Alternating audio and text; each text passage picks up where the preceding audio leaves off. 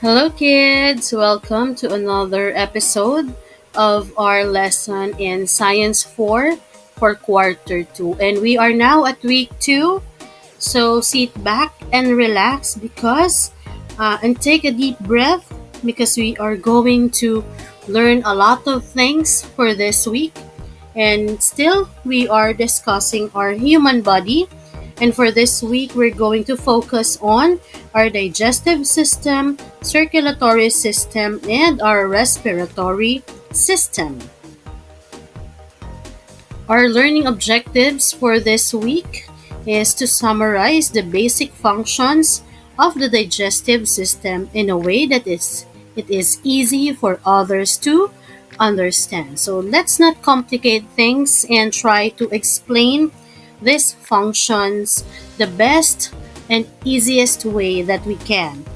Next is outline the key components and functions of the circulatory system in a clear and simple manner, and describe how the respiratory system works in straightforward terms. So meaning to say, our discussion for this week, it may cover three systems of the body, but it tells us to give to you and teach you these systems, its processes and functions in the best way that we can and the easiest way that you can learn and understand its functions, components, and how these systems work.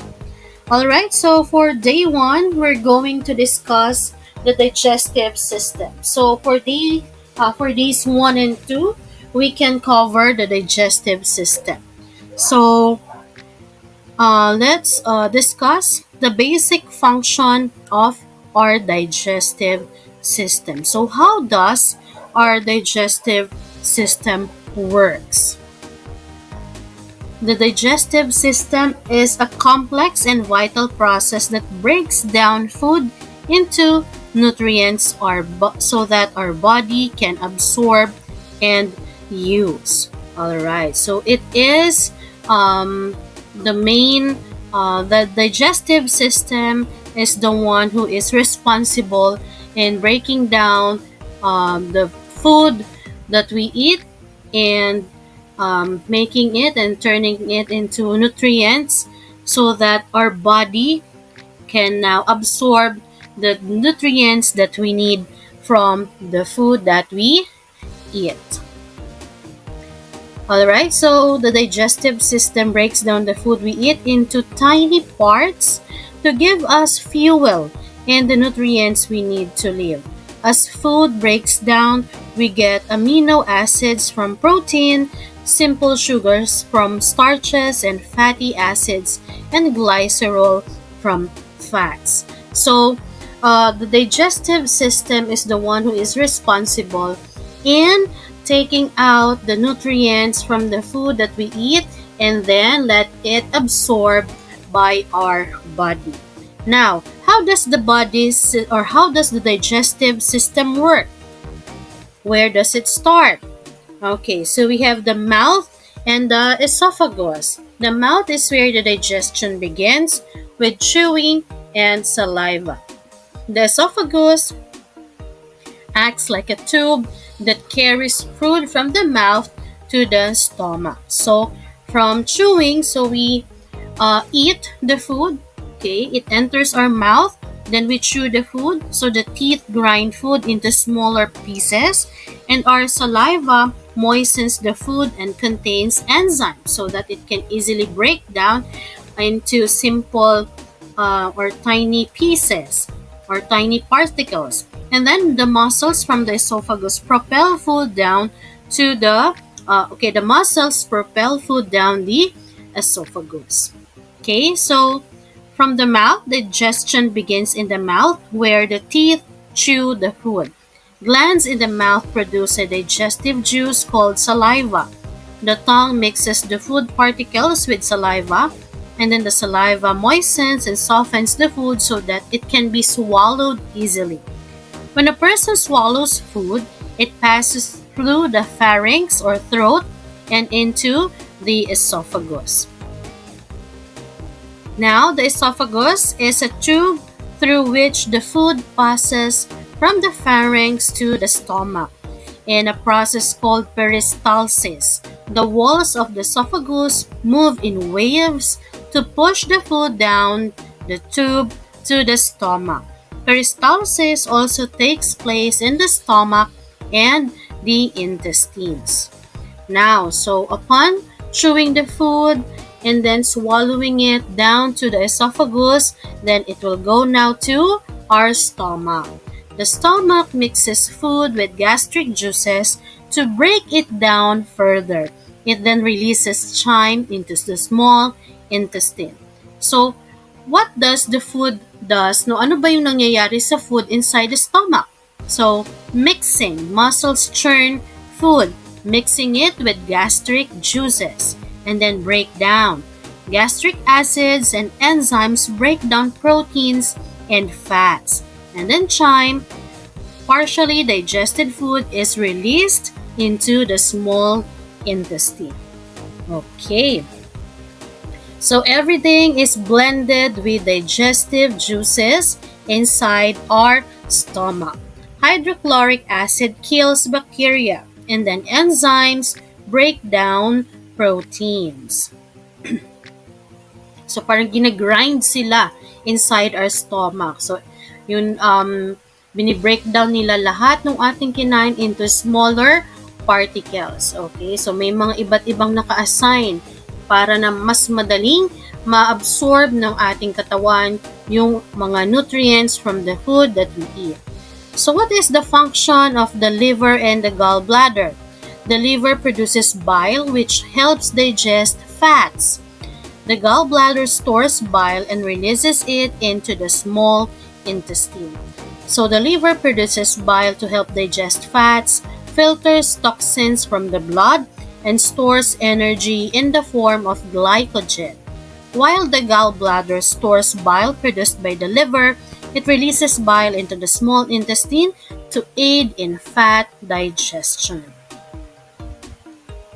So the liver, so a green liquid called bile, which is stored in your liver, is secreted to break down fats. Okay, kaya 'di ba we have yung when you call that, when a person has fatty liver, so ibig sabihin masyadong marami yung na-absorb na katawan na hindi na kinakaya no ating liver, no? Kaya the best way is to lessen yung ating pagkain ng mga fatty foods para hindi mahirapan yung ating liver na i-digest yung mga fats. Okay, next we have the pancreas. The pancreas produces enzymes that help break down food and hormones that regulate our blood sugar levels. So si pancreas naman is the responsible naman sa mga sugar, no? It regulates the blood sugar levels in our body. So the digestive hormones or the digestive enzymes and the hormones is called the insulin. Break down carbohydrates, fats, and proteins, and then it regulates blood sugar levels, released into the small intestine, and produced by pancreatic cells. Okay, so pancreas, many kinds of digestive enzymes are made here. Alright, now let's go to the small intestine. The small intestine is a long folded tube where most nutrient absorption occurs. Villi and microvilli increase surface area for absorption. Alright, so number one function ng ating small intestine is nutrient absorption. Nutrients from digested foods are absorbed into the bloodstream. So dito sa small intestine, dito nangyayari yung nutrient absorption. Ibig sabihin, dito nangyayari yung pag-absorb ng nutrients from the food that we eat sa ating katawan. No, dito niya pinapasa. Dito niya, kumbaga siya yung nagpapakain sa katawan natin ng mga nutrients na nakukuha natin mula naman sa kinain nating mga pagkain. So next is enzymes. Pancreatic enzymes further break down carbohydrates, fats, and proteins. And we also have the villi and microvilli. these structures increases surface area for efficient absorption. So kapag ang villi natin and microvilli natin ay barado, mas nahihirapang mag-absorb yung ating small intestine ng nutrients. That's why yung kailangan malinis yung villi natin, no? Wala siyang bara, para mas madaling ma-absorb ng ating katawan yung mga nutrients and vitamins na nakukuha natin from the food. Next is we have the peristalsis. So muscles move food through the small intestine. Alright? So, food is mixed with bile from your liver and juices from your pancreas to be sent back to your liver for more processing. Alright, so when we say again, small intestine, dito na nagsistart yung nutrient absorption. No? Dito na nagsisimula yung pag-absorb ng katawan natin ng mga nutrients that we need to sustain life and to sustain your everyday life. Next, we have the large intestine. The large intestine absorbs water from undigested food and forms waste. It also houses beneficial bacteria that aid in digestion. So, yung function niya is water absorption. Water is extracted from undigested food, forming solid waste. And beneficial bacteria aid in digestion. So, it stores beneficial bacteria which aids in digestion and nutrient production. And in the large intestine, dito rin nangyayari yung waste formation, wherein solid waste is eliminated from the body. So, na-separate na yung mga kailangan ng katawan natin, nasa small intestine, and yung excess, yung hindi na kailangan ng katawan natin, will now go to the large intestine and ready to be excreted from the body in the form of solid waste. Alright, so indigestible food and water are processed, stored, and dispersed. And of course, no, kapag nandun na, naka-ready na yung waste natin, nasa large intestine na, so just by drinking enough water para hindi mahirapan naman natin ma-excrete yung waste product ng ating katawan.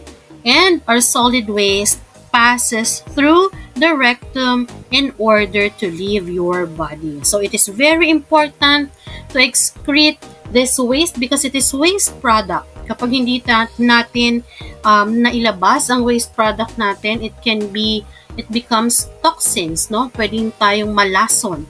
That's why it is very important na nakakadumi tayo regularly. So, yung pinaka-normal is every time you eat food, so as much as possible, dapat nag-excrete ka rin ng waste. Or, twice or at least once a day, nakakapag-excrete tayo ng waste products. Because what happens kapag hindi tayo nakakapag-excrete ng waste product, di ba, nag-iba yung pakiramdam natin and nagbibuild to ng toxins. Nagiging delikado siya and very dangerous to our body. So, it may affect our health. So, it's very important to excrete those waste products. Now, let's talk about the importance of the digestive system. The digestive system is crucial for breaking down food, absorbing nutrients, and eliminating waste. Maintaining a healthy digestive system is essential for overall well-being. So, what is its importance? Number one, energy production. It provides the body with energy from the nutrients. Next, we have nutrient absorption. It delivers essential vitamins and minerals to our body. And number three is waste elimination. It removes undigested food and toxins. Alright, so now let's have our circulatory system for days 2 to 3.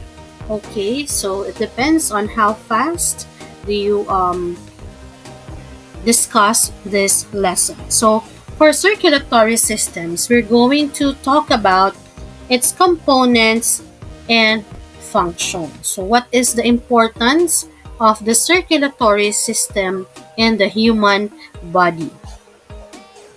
The circulatory system is a complex network of organs and vessels that transport blood throughout the body.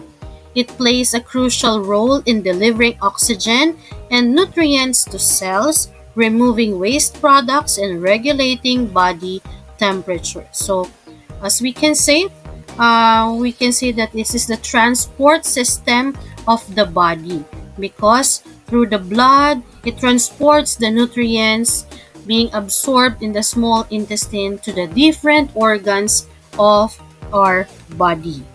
Okay, so the circulatory system is like a complex network of roads and highways that transport vital supplies throughout your body. It's responsible for delivering oxygen and nutrients to every cell, while also removing waste products. So we have here the key components and their functions. So first we have the heart, the blood vessels, and the blood. So now let's talk about the heart. So the heart is the powerful pump that keeps the blood flowing. It has four chambers, two upper chambers, which is the atria, and the two lower chambers, which we call the ventricles. The atria receives blood, while the ventricles push blood out to the body. Okay, so it is very important, no? Kumbaga, yung heart natin once our heart stops pumping, so wala na, no? Flatline na tayo doon. That's why the heart is very important. And while our heart is pumping, hindi ba? Pinapump niya yung blood at the same time. Every time na pinapump niya yung blood ang nagta-transport ng mga nutrients, minerals, and vitamins sa iba't ibang bahagi ng ating katawan. Now let's have the blood vessels. These are the roads that carry the blood. We have three main types of blood vessels. We have the arteries. These carry oxygen-rich blood away from the heart to the rest of the body. They are thick and elastic to withstand the pressure of the blood. Alright. So after the arteries, we have the capillaries. The veins. The veins, these carry the deoxygenated blood back to the heart. They are thinner than arteries and have valves to prevent blood from flowing backward. So that is the main function of the veins. So this veins carries the deoxygenated blood back to the heart. And lastly, we have the capillaries. Capillaries, these are the smallest blood vessels and act like tiny bridges connecting arteries and veins. They are where the exchange of oxygen, nutrients, and waste product happens between the blood and the cells. Okay, so dyan sila nag-exchange, no? Dyan nagpapalitan ng oxygen, nutrients, and waste products. Alright, so that's how important this blood vessels in the body. Okay, now let's talk about blood and its vital function. So, blood is a vital fluid that circulates throughout our bodies, carrying oxygen and nutrients to our cells while removing waste products. It's a complex mixture of cells and plasma, each with specific functions. So we have the red blood cells or the RBCs. These cells are responsible for carrying oxygen from the lungs to the rest of the body. They got their red color from hemoglobin, a protein that binds to oxygen. And we also have the white blood cells or the WBCs. This is the soldiers of our body. These cells are part of our immune system, fighting off infections and diseases. They come in different types and each with a specific role in defending the body. We also have platelets. These tiny cell fragments help stop bleeding by forming blood clots when a blood vessel is damaged. And the last one is the plasma. This is the liquid part of the blood, mostly water, that carries everything else, including nutrients, hormones and waste products. Body. Okay, so heart as the pumping station. All right, so we have four chambers. The heart has four chambers, two atria and two ventricles. The atria receive blood while the ventricles pump blood out of the heart. Okay, and then we have the valves. The valves ensure unidirectional blood flow by preventing backflow. They open and close with each heartbeat to maintain proper blood circulation. And we also have the electrical system. An intricate electrical system controls the heart's rhythm and ensures coordinated contractions, allowing for effective pumping. Okay, so next we have, let's take a look how this work all together. All right, so paano ba nangyayari yung process na ito? Okay, so number one, oxygen-rich blood from the lungs enters the heart's left atrium. Next, the left atrium pumps the blood into the left ventricles. Number three, the left ventricles pumps the blood out to the body through the aorta, the largest artery. So remember the aorta, that is the largest artery. Next, number four, as the oxygen-rich blood travels through the body, it delivers oxygen and nutrients to cells. Number five, the deoxygenated blood, now carrying waste products, returns to the heart through the veins entering the right atrium. Number six, the right atrium pumps the blood into the right ventricle. And then the right ventricle pumps the blood to the lungs through the pulmonary artery. Number 8, in the lungs, the blood picks up oxygen and releases carbon dioxide. And the cycle repeats itself with oxygen-rich blood returning to the heart to start the journey again. So this continuous cycle ensures that all parts of your body receive the oxygen and nutrients they need to function properly.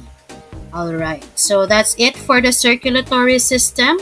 So for days 3 to 4, let's focus now on our respiratory system. Alright, so what is the respiratory system? So the respiratory system is a vital organ and system that allows us to breathe, take in oxygen, and release carbon dioxide. It's like a complex network of tubes and sacs that work together to deliver oxygen into our body's cells. So what is the respiratory system?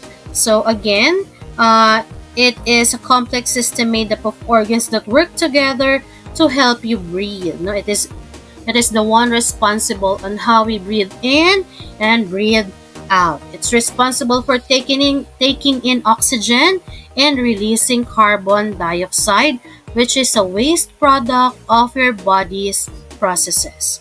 So we have the four major parts. We have the nose, the lungs, the trachea, and the diaphragm. So as the air enters your body through your nose, where it's filtered and warmed. Alright, the trachea or windpipe is the tube that carries the air down to your lungs. And then sa lungs are the main organs of the respiratory system. They're responsible for gas exchange. And the diaphragm is a muscle that helps you breathe. It contracts and relaxes to draw air into and out of your lungs. So we also have the main components of the respiratory system. Okay, the respiratory system is made up of several organs that work together to ensure you can breathe properly. These organs includes the nose, the pharynx, the larynx, the trachea, the bronchi, bronchioles, and the alveoli. Okay, so the nose filters, warms, and moistens the air that you breathe. And then the pharynx or throat is a passageway for both the air and food. And the larynx or our voice box is a tube that connects the pharynx to the trachea, and it contains vocal cords that produce sound. So yung larynx natin is responsible on how, or that's why we can produce sound and speak. Alright, so how does air enter and exit the body? The process of breathing involves the movement of air into and out of your lungs. This happens because of pressure differences created by the diaphragm muscle. So imagine your body is like a big balloon. To fill it up with air, you need a special tube called the windpipe or trachea. This tube connects your mouth and nose to your lungs. So we have here the simple process of how air enters and exits your body. So as we inhale or breathing in, when you inhale in your diaphragm, when you inhale, your diaphragm contracts and moves down, increasing the space in your chest cavity, and this causes air to rush into your lungs. Okay, so you breathe in through your nose or mouth, the air travels down the windpipe. The windpipe splits into two tubes called bronchi. Each bronchus leads to a lung. The bronchi branch out like three branches into smaller tubes called bronchioles. These tubes and in tiny air sacs called alveoli. The alveoli are surrounded by tiny blood vessels. As you breathe in, oxygen from the air passes through the thin walls of the alveoli and into the blood. So for exhaling or breathing out, when you exhale, your diaphragm relaxes and moves up, decreasing the space in your chest cavity. This forces air out of your lungs. So the blood carries the oxygen to the rest of your body. At the same time, it picks up carbon dioxide, which is the waste product of your body. No, it is the waste product of our body. The blood now travels back to the lungs, and then the carbon dioxide passes from the blood into the alveoli. You breathe out through your nose or mouth. The carbon dioxide leaves your body along with the air you exhale. So basically, you breathe in oxygen, use it to power your body, and breathe out the waste product, which is the carbon dioxide. So, what is the role of the lungs in gas exchange? The lungs are responsible for the exchange of oxygen and carbon dioxide between the air you breathe and your blood. This process happens in tiny air sacs called alveoli. So oxygen from the air you breathe enters the alveoli and passes into the surrounding capillaries. And then carbon dioxide out. Carbon dioxide from the blood passes into the alveoli and is exhaled. And now comes the circulatory system.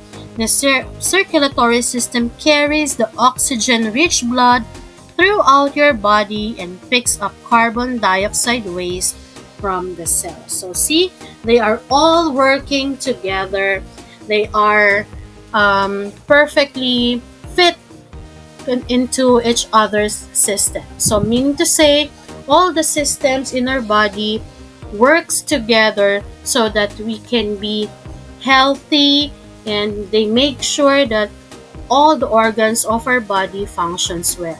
That's why kapag may nagka-problema na isang organ sa atin, nag-malfunction ng isang system, so nagkakaroon talaga ng changes at nagkakaroon ng problema sa ating katawan. So, that's the time na nagkakaroon na tayo ng iba't ibang diseases or yung kumbaga nagbabago no, yung sistema ng katawan natin. That's why it is very important na healthy lahat at nagpa-function lahat ng organs and systems sa ating katawan para masiguro na tayo ay healthy and okay na okay ang ating pakiramdam. Now, the importance of oxygen and carbon dioxide. Oxygen is essential for your body cells to function properly. Carbon dioxide is a waste product of cellular processes that needs to be removed from the body. So, oxygen used by cells to produce energy. So, yun ang kailangan natin, oxygen. And it is very essential for life. And then, yung ating waste product is the carbon dioxide. So, waste product of cellular processes and must be removed from the body. So, that's why we have the oxygen and carbon dioxide cycle, wherein the plants, the trees, they produces oxygen, no? And they release oxygen which is needed by our body, and as a human being, we releases carbon dioxide. So that is the waste product of our body, carbon dioxide, which is needed by the plants. That's why it is very important na marami tayong laging puno at halaman because they are the one who is responsible in creating and producing oxygen. So, kailangan natin yung mga halaman na yan. And so, they also need us as well. No? Kaya nga cycle siya. Kailangan natin ng oxygen na nanggagaling sa plants, and then kailangan ng plants ng carbon dioxide na nanggagaling naman sa human beings. Okay, so breathing and the diaphragm. So your diaphragm is a large dome-shaped muscle that plays a crucial role in breathing. It contracts and relaxes to change the volume of your chest cavity, allowing air to move into and out of your lungs. So as the diaphragm contracts, when you inhale, your diaphragm contracts and flattens, increases the space in your chest cavity and causing air to rush into your lungs. And then when your diaphragm relaxes, when you exhale, your diaphragm relaxes and returns to its dome-shaped position, decreasing the space in your chest cavity and forcing air out of your lungs. Alright, so that's it. And the last one is, how do we maintain a healthy respiratory system? So a healthy respiratory system is very essential for good overall health. By taking steps to protect and maintain your respiratory system, you can ensure it functions properly and keep you breathing well. So what are the things that we need to do? Number one, we should stay active. Regular exercise helps to strengthen our lungs and improve our breathing. We also need to avoid smoking. Smoking damages your lungs and increases your risk of respiratory diseases. Protect yourself. Wear a mask in crowded areas or when around sick people to prevent the spread of respiratory viruses. And see a doctor. If you experience any respiratory problems, don't hesitate to see a doctor for diagnosis and treatment. And for day 4 or day 5, you can now have your summative assessment. Okay, so we have here some multiple questions. It's 1 to 10, and then later, let's find out if you got the correct answer for these questions.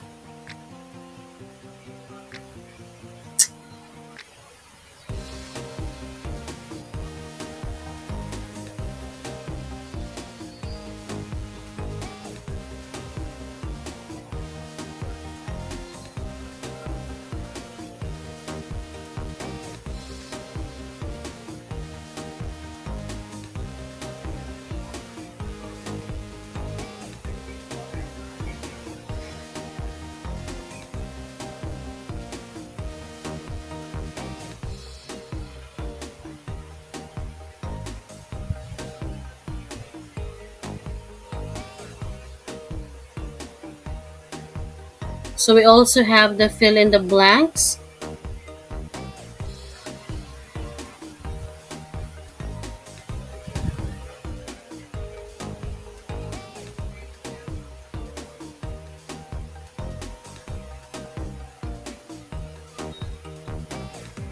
All right, and that ends our lesson for this week. So I hope you gained knowledge, you gained something from the lessons that we discussed for the whole week.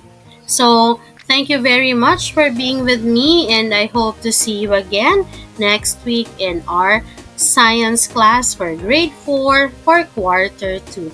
So this is Teacher Isa. Thank you for having me always as your online teacher. Thank you and bye!